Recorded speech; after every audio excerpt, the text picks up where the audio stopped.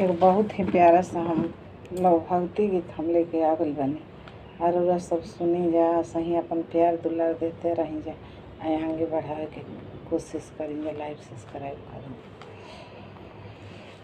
हरे रामा फहरे तिरंगा समनवा जिया हुलै सालाए रामा कि हरी हरी फहरे तिरंगा समनवा हिया हुलै सालाए रामा।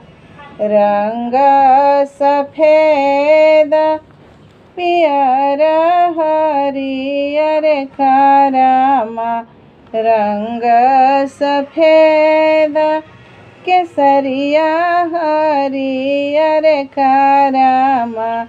लखी लखी लालचे देखी के नजरिया हो रामा।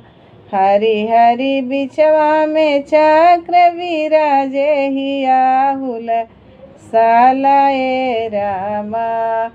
हरी हरी बिचवा में चक्र विराज हिया हुलै सालाए रामा।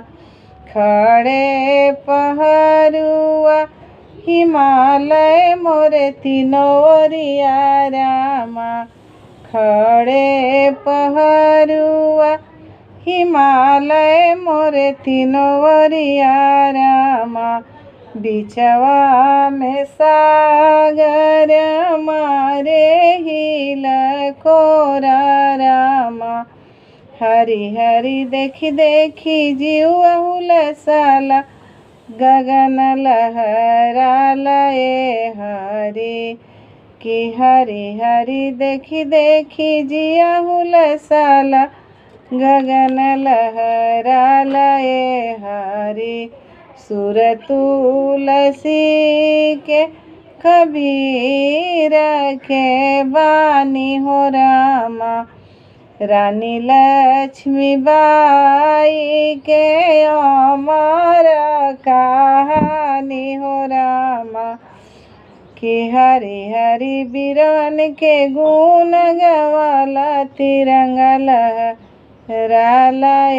हरी कि हरी हरी वीरन के गुण गवाला, तिरंगा लहराए हरी कि हरी हरी लहरे तिरंगा आसमान हिया हुलै सालाए हरी।